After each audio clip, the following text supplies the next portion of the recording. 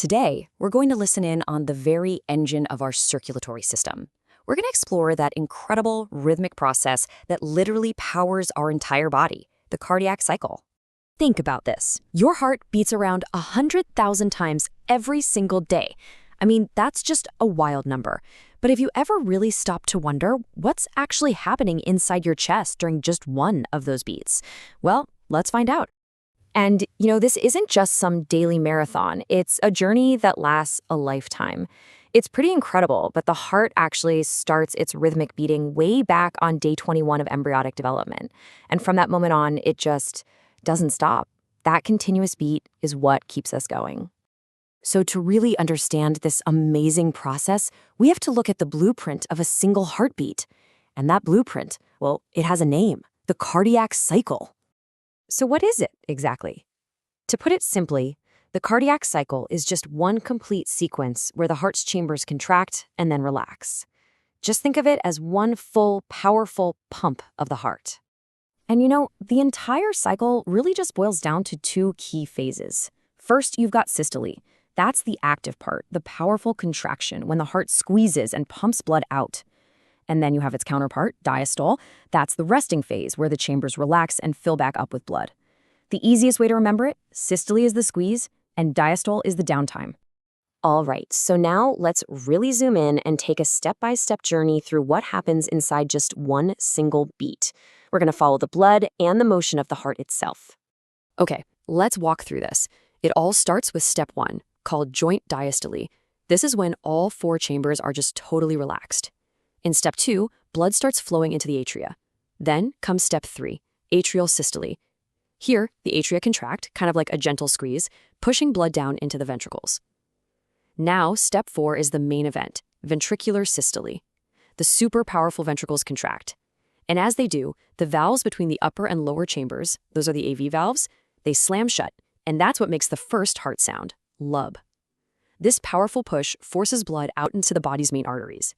Finally, in step 5, the ventricles relax. The exit valves, the semilunar valves, they snap shut to stop any blood from flowing backward. And that creates the second sound, dub. And just like that, the cycle is over and ready to start all over again. You see that lub-dub sound? It isn't just a noise. It's really the soundtrack of our lives.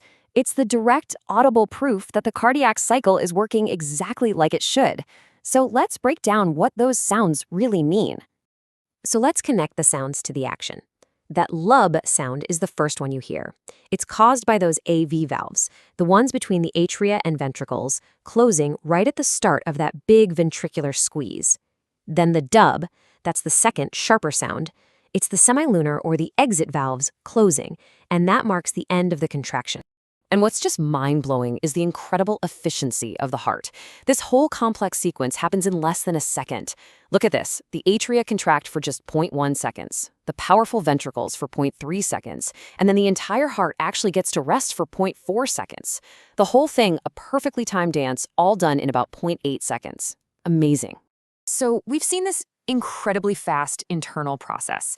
But how does that connect to something we can actually feel on the outside? Well, that's where our pulse comes in.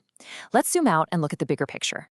When you feel your pulse at your wrist, what you're actually feeling is the pressure wave, that little spurt of blood that's pushed into your arteries during that ventricular systole we just talked about.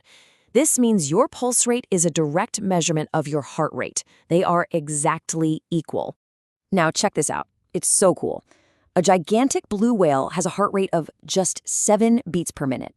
An elephant is around 46. We humans are about 76. But then look at this tiny little bird, the coal tit, a mind-boggling 1,200 beats per minute. So what does all this data tell us? Well, the conclusion here is pretty fascinating. There's an inverse relationship between an animal's size and its heart rate. The bigger the animal, the slower its heart beats. Why? Well, because larger bodies are just more efficient at moving blood, and a single, powerful pump can send that blood on a much longer journey through the whole system. Okay, let's wrap all this up with a quick-fire review. This will really help lock in the most important takeaways from everything we've just covered, especially for your exams. All right, first question. What is the cardiac cycle? It's one complete sequence of contraction, which is systole, and relaxation, which is diastole, of the heart's 4 chambers.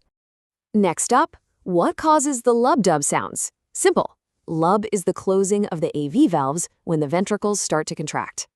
Dub is the closing of the semilunar valves right after they're done. And the difference between systole and diastole? Just remember, systole is the active phase of contraction and pumping. It's the squeeze. Diastole is the resting phase of relaxation and filling. Squeeze and relax.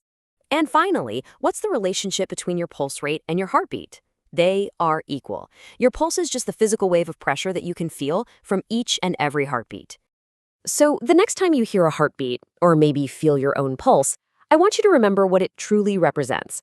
Every single lub-dub is the elegant, powerful, and constant sound of life itself flowing right through your body.